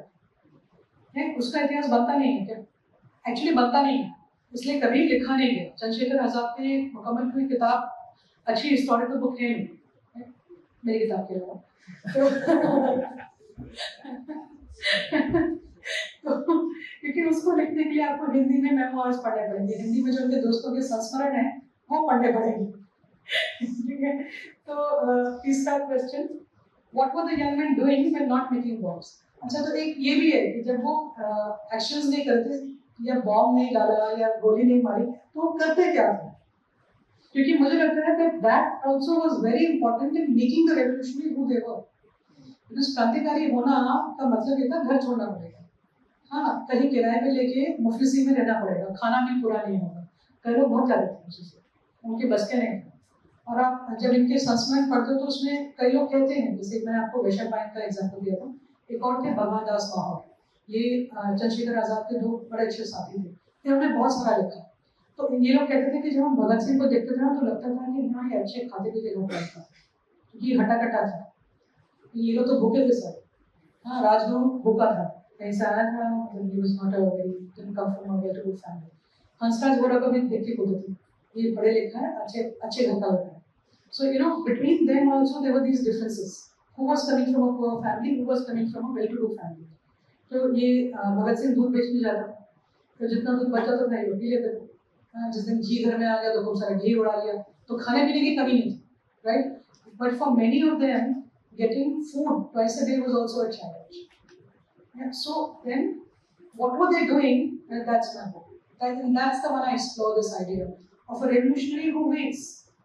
जब वो अंडरग्राउंड लाइफ जीते हैं तब वो क्रांतिकारी बनते हैं, वो क्रांतिकारी बनकर अंडरग्राउंड लाइफ में नहीं जाते, वो जैसे जैसे जीते जाते हैं उस जीवन को वैसे वैसे उनमें परिवर्तन होता है। That I was asking was about the Lahore conspiracy story. मैंने आपको बताया था मुझे 2 किस्म के सोर्सेस मिले थे, एक तो मिला था वो मेमोइर संस्मरण, दूसरा वो लेटर हंसराज वोरा और मथुरा दास के बीच में एक्सचेंज, जिसमें हंसराज वोरा कह रहा है कि मैं सरकारी गवाह क्यों बना, right. And that started my journey into looking at the Lahore conspiracy case trial. मुझे यहाँ पे तो बहुत कुछ है, यहाँ पे तो बहुत कुछ कहा जा रहा है जिसके बारे में लिखा ही नहीं गया, मैं मालूम नहीं। एंड एक लाइन थी हंसराज वोरा की किताब में, सॉरी लेटर्स में, उसके बाद मेरा मतलब I could not work on anything else, I was like मुझे इसी पे काम करना है। In one line he says, 2 lines actually, one was the memory of those days stays with me hauntingly and teasingly. You know, he was thinking about the time he became the pro, and he's in his 70s or I think 80s maybe at the time of writing the letter, and he's talking about when he's 17-year-old. He says I remember it so vividly. इतनी sharply मैं उसको याद रखता हूँ, उसकी जो memory है वो हमेशा मेरे साथ रहती है, मुझे हॉन्ट करती है, right. And the other thing he said was I just want to be forgotten when I die. मैं जब मरूंगा तो मैं चाहता हूँ लोग मुझे भूल जाएं। And for me that was I stopped over there, right, because so much of the work we do is about leaving a mark on the world. हाँ, इतना सारे किताब लिख लिया, लेक्चर दे दिया, ये सब करते हैं, हम क्या कर रहे हैं एक्चुअली जीवन में? हम लोग अपना छाप छोड़ के जाने का चाहते हैं ना, मैं अमर रहूँ, मेरे बच्चे याद रखें, मेरे स्टूडेंट्स याद रखें, कुछ तो मेरा चिन्ह मेरे चले जाने के बाद भी है। And he saying no, I want that to be erased. And I was like सही में बहुत बेचारा है, इसको क्या पता था कि हिस्टोरियन इसका लेटर पढ़ेगा, right. This letter wasn't meant for my eyes, this letter is a purloined letter. It's a letter that I chanced upon in the archive by mistake, but just random, right? It was not a letter meant for me. It was a letter meant for Mathura Das. उसको क्या पता था मथुरा दास की wife Mathura दास के मरने के बाद सारे लेटर्स नेशनल आर्काइव्स में दे दी, उसको तो नहीं मालूम था जब लिख रहा था, right? So you should be very careful with your messages and emails. कौन कहाँ पहुँचा देगा पता नहीं, yeah. So that led to new questions when I started working on the history of the trial. क्योंकि ट्रायल की हिस्ट्री अभी तक बोली नहीं गई। What you have read about is the story of hunger strikes. In all the movies, what is forefronted is the hunger strikes. Yeah, because hunger strike में एक आदमी उनका मर गया, जतिन दास, right? So that became the story, not the trial, not what happened in the courtroom, not what the state did, not what these सरकारी गवाह did, not how the press reported it. इसने लिखा ही नहीं है कि प्रेस ने कैसे report करा, and the amount of material I found. Because the trial ran for 2 years, 2 साल तक ट्रायल चला और हर दिन रिपोर्ट होता था। 15-20 रिपोर्टर्स प्रेस गैलरी में बैठे होते थे, वो लोग आते थे, रिपोर्ट करते थे, और एक छोटा कॉलम नहीं, पूरे पूरे पेज हेडलाइंस, सोचिए 2 साल। हाँ, अभी आज के टाइम में 2 साल तक चलने वाला case, right, you saw that, but imagine something running for 2 years, how these revolutionaries must have gotten imprinted on the public imagination. Yeah. So, and that's what I found as I kept looking at the Tribune and Hindustan Times records. I was like, nobody knew Bhagat Singh before that. Yeah, people thought of them very poorly. Hey, sorry, misguided it. But how the opinion shifted, right? So the questions I asked was, first question was कि जो colonial state है, उसके पास आपको याद होगा कुका rebellion, उसमें उन्होंने क्या किया था, सिख लोगों को तोप से बांध के उड़ा दिया था, राइट, जलियांवाला बाग, लोगों को खुलेआम मार दिया था। तो स्टेट के पास रेप्राइजल के लिए, मारने के लिए सब इंस्ट्रूमेंट्स थे, तो why is the state compelled to try? Yeah, so that's a question I asked, and I spent some time talking about it in the book. That what is making the state, which has all this machinery at its disposal, why bother trying it? You can just finish them off. और कोई कुछ जगह बोलेगा भी नहीं point के बाद, right? Jallianwala Bagh का क्या कर लिया, राइट? इतने सारे लोगों को मार दिया ना हम, तो ऐसे ही मार भी सकते थे, पर नहीं मारते हैं, ट्रायल करते हैं, तो उससे क्या हासिल हो रहा है? Next question is, what did the revolutionaries make of their trial? तो रेवोल्यूशनरीज भी पूरा अच्छे से ट्रायल कर रहे थे, हाँ, उसमें वो पूरा खेल खेल रहे थे। For them the court room became a theatre of war. And जब वो लोग, आपको एक छोटा सा किस्सा बताती हूँ, जब हंगर स्ट्राइक्स होते थे ना, तो भगत सिंह का कहना था वो फर्स्ट रीडिंग करते थे, तो भगत सिंह अपने दोस्तों को बोलते थे कि थोड़ा थोड़ा पिया करो दूध, जैसे तुम देर तक लड़ाई कर सको, कई दिन तक। तो एक बार क्या हुआ, सरप्राइज वेइंग हो गई, उनको वो तोल दिया, तो भगत सिंह का 2.5 किलो वेट बढ़ा हुआ था। So, you know, I found some of these funny instances in the thing, क्योंकि उनको देर तक ट्रायल चलाना था, हाँ, और उनको ये था जितने दिन चलेगा शायद आज़ादी आ ही जाए। कहीं they have the faint hope that the longer the trial runs, the more the propaganda will be, the more the nationalists will cry out for, you know, justice, and maybe we'll get independence. And even if we don't, we will die, right? पर हम अपना करके जाएंगे, लेकिन उसके लिए हमें लंबे समय तक ट्रायल चलाना है, तो उसके लिए थोड़ा थोड़ा दूध पीना, right? And like he kept pleading to Jatin Das कि तुम थोड़ा दूध पी लो, थोड़ा दवा खा लो, but then Jatin Das had decided to die, and Jatin Das had a very gory death. Yeah, तो जतिन दास के पैर में गैंग्रीन हो गया, तो पहले उसका अंगूठा गया, फिर पैर गया, आंखें गई, बहुत ही भयानक मृत्यु थी उसकी। मेरा अगला क्वेश्चन था कि बिट्रेयल का इतिहास कैसे लिखें? जो लोग सरकारी गवाह बन गए उनका इतिहास लिखा ही नहीं जाता कभी, तो वो इतिहास हम कैसे लिखें? क्योंकि नेशनलिज्म को हम क्रिटिक करते हैं इन हिस्ट्री टू से कि ये एपिस्टेमिकली इट्स सॉर्ट ऑफ लिमिटेड, या, but still we don't write histories of betrayal. So how do you actually write histories of betrayal? Are they possible? Hansraj Vora को क्या मैं बोलूँगी बहुत बुरा आदमी था? Was he a traitor? Is that the only framework available? How does one actually talk about these people? And why did they do what they did? So is it possible to write histories of people who betrayed, who became approvers or sarkari government? And the last was what I've already said कि press में कैसे बहुत सारी जो हमारी ये जो memory है भगत सिंह की, it's saturated by the way the press talked about them. And कुछ टाइम के बाद क्या हुआ? शुरू में तो बोलते हैं बहुत बुरा किया, बम डाला, ये करा, वो करा, right? But with time, the revolutions came to be accepted without their violence. Violence became something that the state was doing and not the revolutionaries were doing. Because the public just, they endeared themselves to public. हाँ, वो martyrdom, they are the noble ascetics, ये वो कई उनके लिए इस तरह से बातें करी जाती हैं. So, and so what was the image that the trial created? And that is what the book is really about. So, if you go and read the book now, you have a background to understanding what the book is really about. It's about the shifting images of, you know, some of these iconic figures. और उनको समझने के लिए उन्हें collective का के उसमें देखना जरूरी है. Not to just see them as individuals. But Bhagat Singh wouldn't have been Bhagat Singh without उनके दल के बिना तो नहीं था वो, मैं अकेला तो नहीं कर देता. So you get that story also in the book. Okay, I'm going to stop here because light एक बार जा चुकी है. वो मेरा मेरे लिए indication है.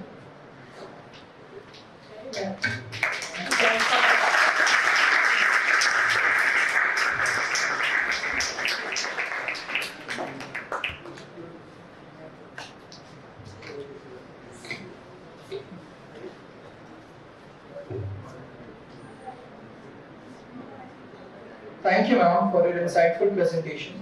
Your thoughtful remarks have certainly deepened our understanding and provided us with much to reflect on. I'm sure many of us have some intriguing questions in mind, so we would like to open the floor for questions. I would request those with questions to please raise their hand. Ma'am, it's a very modest question of mine, which is premised on one of the currents of historical knowledge, which interests me very, very much. I don't think I need this. Am I audible? Yeah. So, ma'am, is your latest work a serious attempt at writing what may possibly be referred to as an intellectual history of the revolutionaries as we know them, and the ways in which the production of knowledge and ideas about these revolutionaries shaped the public's thought, to make use of a very technical term, in post-colonial times, and the ways in which it is representative of certain asymmetric relations of power which pervaded Indian society then and continue to pervade it today. So can we think of it as an attempt at writing an intellectual history of these revolutionaries and ideas? I mean, does it actually focus on the events of the which define the lives of these revolutionaries, or is it does it attach significance, or is it premised upon the ideas that shape the images of these revolutionaries in the aftermath of their death? अगर आप मुझे मेरा काम classify करने के लिए बोलेंगे, so I will not say it's intellectual history. Okay. It's actually the I haven't opposite. read it. I'm Yeah, it's sorry actually for the opposite of that. Okay. And I'm actually critiquing the idea that when you are working on revolutionaries, you're always searching for ideology, as if revolutionaries are driven only by ideas. Alright. But that's a framework that has been created by this kind of notion of the revolutionary being a reading and writing intellectual. What I'm actually interrogating in Waiting for Swaraj is there every day. The revolutionary who doesn't read and write. Histories of the private life. So if we were to see a distinction between ideology and praxis, right? My book is actually about praxis. What does the revolutionary do? What makes a revolutionary? It's the doing, the everyday living of that part. This is that makes them a revolution. So actually, I'm contesting the idea of revolutionary history being an intellectual history, or you see, so it's a flipping of that and saying no, the revolutionary is their social praxis. It's what they make of their world and themselves is how they come to call themselves revolutionary. And perhaps even the meanings that the word revolution had for them. Yeah, मैं आपको एक बात बताऊं, अगर आप वो संस्करण पढ़ेंगे हिंदी के, कहीं भी वो क्रांति की बात करते नहीं, वो ढूंढते मैं थक गई. वो बात करते हैं स्वराज की. They talk about independence. They talk about Swaraj. But the revolution is a means to that dream, which is of Swaraj. ठीक है, तो वो उसकी तो बात ही नहीं कर रहे हैं. ये एक अलग फ्रेमवर्क में बोल रहे हैं. अगर आप भगत सिंह की जो राइटिंग्स हैं, simply hear what he's writing all this. Keep that in mind. It's his writings and the political propaganda materials that HSRA put out that is talking about revolution in a particular way. Otherwise, on an everyday basis, in their memoirs and in their oral history transcripts, they are no way talking about Kranti. क्या यही wrote? Yeah. One more thing I want to just clarify. There is a misconception because ये Lenin वाला चीज आती है ना कि वो जेल सूली के पहले वो लेनिन का पढ़ा था तो सब सोचते हैं कि लोग बोल्शेविक्स की तरह, which is always like Bolsheviks. Actually, they are not like Bolsheviks. They are like another different set of Russian revolutionaries known as Narodniks. Yeah, so it's actually, a very limited framework that people have seen them in as. Narodniks were closer to, जैसे इन्होंने जो बम फेंका, या viceroy की train को बम किया. These were all actions carried out by Narodniks. Bolsheviks ने कभी बम नहीं मारा. Right? So I'm just saying that the whole association is erroneous, but we have worked with it for many years. So I think the book is in fact challenging them. And how did you, just one last question, and if I'm allowed to do so, how did you make use of gender, quote unquote, as a tool of historical analysis while looking at the private lives, quote unquote, of this revolutionary, something which you made a stray reference to in the course of this So you see, when we study inner lives, अगर आप क्रांतिकारी में जो किताबें अगर आप वो देखेंगे, तो कौन इनर लाइफ्स की बात करता है, राइट? इनर लाइफ्स की बात करते हैं मलारिका सिन्हा राव या आनिया लोबा या जो लोग फीमेल रेवोल्यूशनरीज को पढ़ते हैं। ये सारे स्कॉलर्स वो हैं वो जो फीमेल रेवोल्यूशनरीज को पढ़ते हैं, तो इनर लाइफ्स की बात करते हैं। As if when you talk about women और if you talk about female revolutionaries, you need to talk about inner lifes, because आदमियों का तो इनर लाइफ होता है, right? So inner life is itself seen as a feminized space, right? And the political or the revolutionary scene as the masculine space. So therefore, if I am going to be studying the revolutionaries, I need to study ideas. I should not be studying inner lives, right? Because it's the the masculine idea of revolution that I study. So that's where I think that there's importance of looking at, the idea of the inner lives. And these men also had inner lives. Yeah, so that's how gender is. And it's very interesting, even in that अपने जब bench में रहते थे, सारे आदमी लोग रहते थे, yeah. So when you were talking about revolutionaries are not talked about as much about other people in the freedom struggle. But we still have material about Bhagat Singh, about Chandrasekhar Azad. Sri Aurobindo has written a lot. How do we go about, as a student of history, if we want to research about it, how do we go about finding material about revolutionaries like say Mannatnath Gupta or Mathura? They were revolutionaries. How do we go? yeah, so see, Mannatnath Gupta is again a radical revolutionary. बहुत लिखा है उन्होंने, हिंदी में भी लिखा है, English में भी लिखा है। और मथुरा दास क्रांतिकारी नहीं थे, वो तो भाई के सुखदेव थे, है ना? तो सवाल अगर मैं इसको रिफ्रेम करूं, please, if I was to reframe your question, I would ask, where does the revolution reside? What is the archive? जहाँ पे मुझे क्रांतिकारी मिलेगा, राइट? तो क्रांतिकारी जो सरकारी आर्काइव में है उसमें नहीं मिलता, राइट? क्योंकि सरकारी आर्काइव में वो क्रिमिनल की तरह मिलेगा या अनार्किस्ट की तरह मिलेगा, तो आप इसको कहाँ ढूंढेंगे? Regular, so the revolutionary will be found in CID files. तो दिल्ली आर्काइव्स में बहुत सारे CID फाइल्स में क्रांतिकारियों का विवरण है। Prime ministers museum and memorial library, उसमें एक ओरल हिस्ट्री सेक्शन है। हाँ, ये 1960 से लेके 80 तक ये प्रोजेक्ट चला था। It was called oral history project, जिसमें उन्होंने बहुत सारे सर्वाइविंग क्रांतिकारियों और राष्ट्रवादियों की इंटरव्यूज लेके रखे थे। तो वो इंटरव्यूज आपको नहीं मिलेंगे, उस इंटरव्यूज की ट्रांसक्रिप्ट्स वहाँ हैं।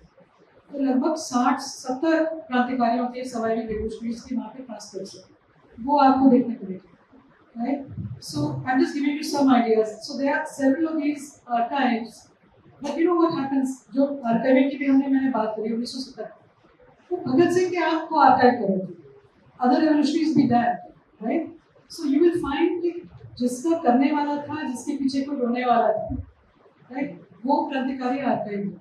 So in fact, one very interesting line, like there's this one conversation between Bhagat Singh and Chandrasekhar Azad. So Chandrasekhar Azad ने बहुत क्लियरली बोल दिया कि भैया उसको रंजीत नाम था, पार्टी नहीं हो सकती, रंजीत तुम ज़्यादा बोला मत करो, मुझे ना तो अपनी जीवनी लिखनी है ना लिखवानी है, ना मेरा कोई रोने वाला होगा, तुम अपनी चिंता करो। So he was very clear that he's going to just die and he's going to become part of the soil, right? So many of these histories are not recoverable also, yeah. लेकिन अभी भी कई families हैं, उनके पास उसका letters हैं, so you have to go to different archives, look for alternate materials, like that. Yeah, that's my follow-up question. I was about to ask why we hear more about certain revolutionaries like Bhagat तो Singh. जिसका करने वाला था वो document हुआ, Khudiram.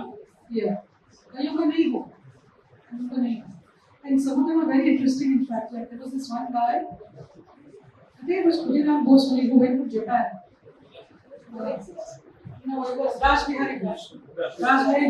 And he went there and opened a Japanese restaurant. वो कहानी कभी नहीं लिखी गई है. He married a Japanese woman and started a Japanese. So the best Japanese curry is actually a Indian revolutionary की दे रहा है.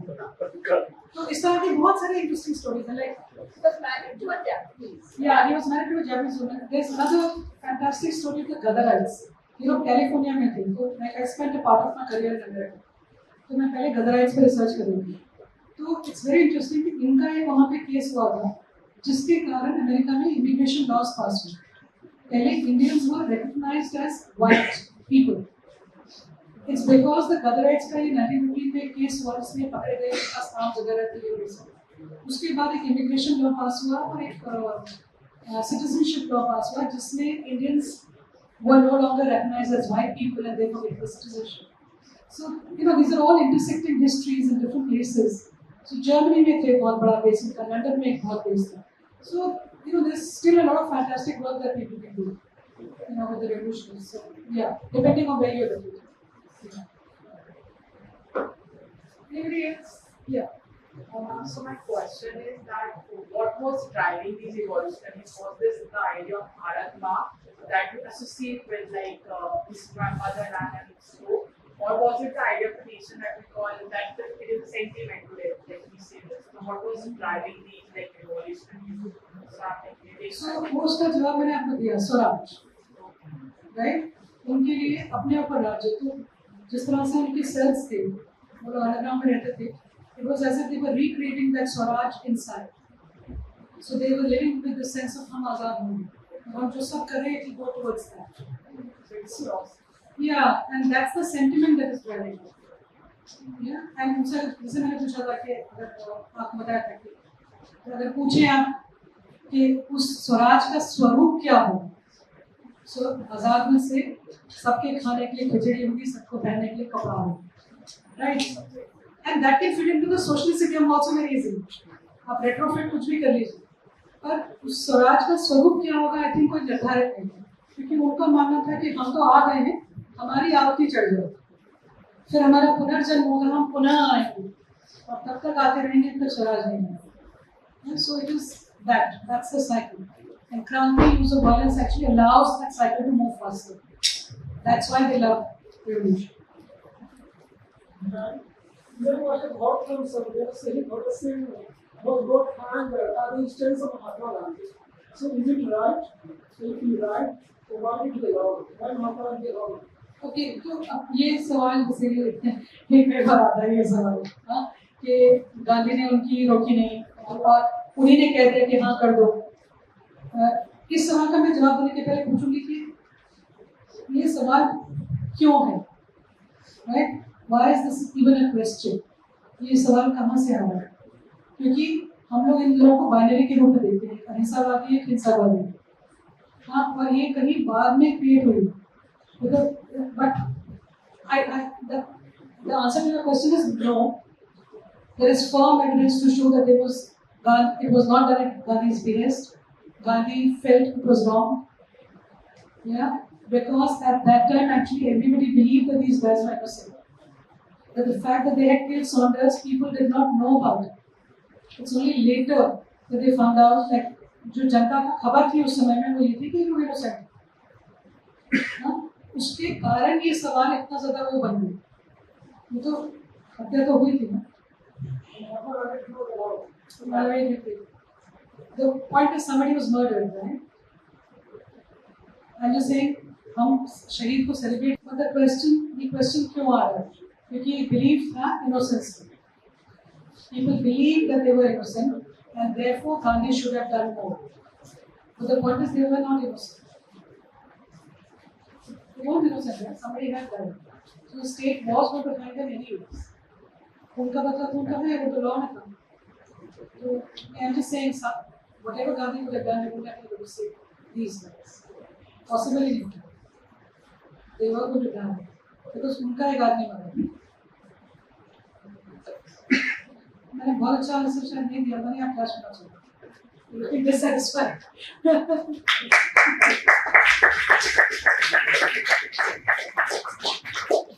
Now, one last question, if I may. I thought I better thanks. You mentioned in the book, like you questioned there, that why the revolutionaries, we also saw from the PPT, that why the revolutionaries were like sort of put on a trial despite the colonial state having a vast repertoire of violence at its disposal. So I want to know whether this was a premeditated plan on behalf of the colonial state to stretch this trial over such a long period of time, and what were the power dynamics involved in this trial? Okay, आप किताब दे देंगे ना, तो भगत सिंह का trial was maybe the 15th or the 16th trial that the British would do. Okay, the trials had started with Alipur bomb case and हर साल एक क्रांतिकारियों का trial हुआ. So the state was actually tired of these grand trials. Okay, and they wanted them to be as short as possible. Because उनको पता था सब क्रांतिकारी publicity के लिए use करते हैं इसको. Yeah, so if you look at the sedition committee report, that in fact very clearly laid down that these trials are the reason that there is so much revolution, there are so many revolutions. क्योंकि ये लोग खड़े होते हैं वहाँ खड़े होकर अपनी बातें बोलते हैं और जनता में फैलाते हैं, right? So the state actually did not want to prolong the trial. It was the revolutionaries who wanted to prolong the trial. The state वो तो जल्दी जल्दी निपटाना चाह रही है, yeah, and the state was used to these trials. BCO conspiracy क्योंकि उनका इतिहास ही लिखा है ना. अब आप लोग जो टेक्स्ट बुक में इतिहास पढ़ते हैं वो है कॉन्स्टिट्यूशनल अमेंडमेंट का, मॉन्टेग्यू चेक्सवर्थ रिफॉर्म हुए, मिंटो मॉडल रिफॉर्म हुए, फिर 1935 एक्ट आया, फिर इंडिया इंडिपेंडेंट हुआ. इस तरह से कहानी चलती है ना. कहानी को हम दूसरी तरह से चलाएं तो 1935 अलीपुर बॉम्ब केस, फिर मणिटोला बॉम्ब केस, फिर Kakori bomb case, BCO bomb case की इतिहास है जो टेक्स्ट बुक में नहीं है, right? So I'm just saying my question is coming from there. The state actually did not wanted to stop the trial very jaldi karke. So now you ask me why was the state trialing? I will not tell you that answer because I wanted to read the book.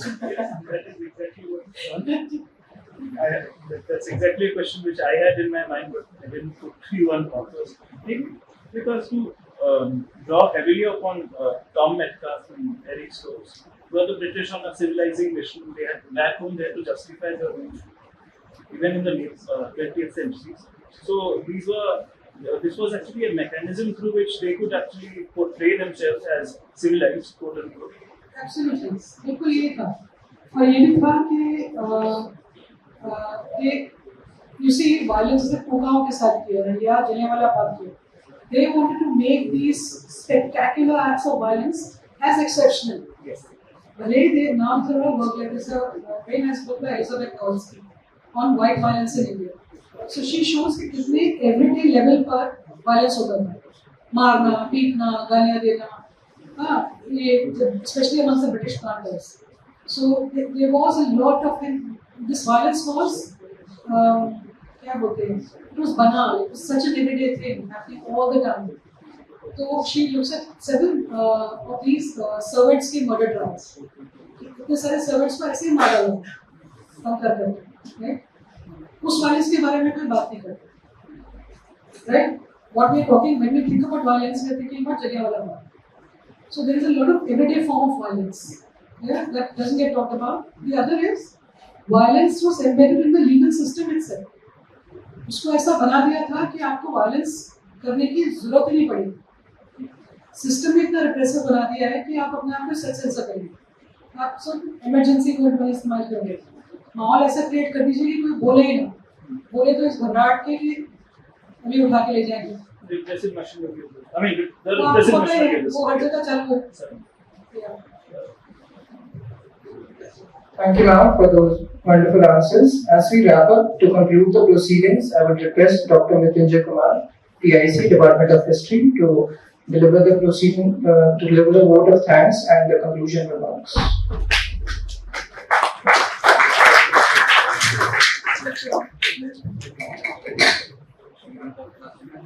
First and foremost, it was basically a paradigm shift at the level of understanding of Bhagat Singh. And Dr. Reddy has done meticulous study of the sources. And in this process, she in fact had demystified many of the wrong ideas in circulation about Bhagat Singh. In history writing, the most important aspect is the critical study of the sources that Professor Vaidik has done meticulously in her presentation. I will make comment about two interrelated aspects. The first is the question of percolation of Bhagat Singh phenomena, and the second, the question of memory. Bhagat Singh phenomena became widespread all over India. And Bhagat Singh ideas percolated all over India in different cultures in their own ways. Each culture tried to absorb Bhagat Singh as per their requirement. Bhagat Singh, as we all have often been led to believe, that he was an atheist. But we have to rethink about it. But I must tell one thing, I'm not sure about that. But I read somewhere, when he was to be hanged, police officer asked him to recall his guru or the god. He refused to recall the god. His answer was, throughout life, he has never considered God anything of worth. So God is the crutches of the weak man. The strong man doesn't need crutches of the God. This statement, subject to verification, demonstrates the higher level of his mental maturity. That a boy of 23-year-old can have such a high level of mental level that he is thorough, rational, and no place for any belief. Something unparalleled in history. About the question of percolation, I would say in 1930s, after his hanging, his popularity even surpassed popularity of Mahatma Gandhi, specifically among youth. He became youth icon.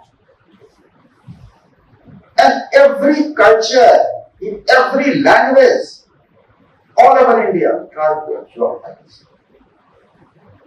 This is the one important aspect that I think Professor Vaidik has already highlighted. Second, the question of memory. The question of memory is very complex. It is complex in the sense, memory does not remain static for all time to come. There is inherent dynamism operating within memory. In fact, I would say there are layers and layers in the memory. So each layer has to be decoded in terms of time and in terms of space. And we have to ask the question, at what point of time, in which specific situation, which memory is getting integrated within the overall growth of the memory, because memory also evolves along the vertical axis of time and horizontal axis of space.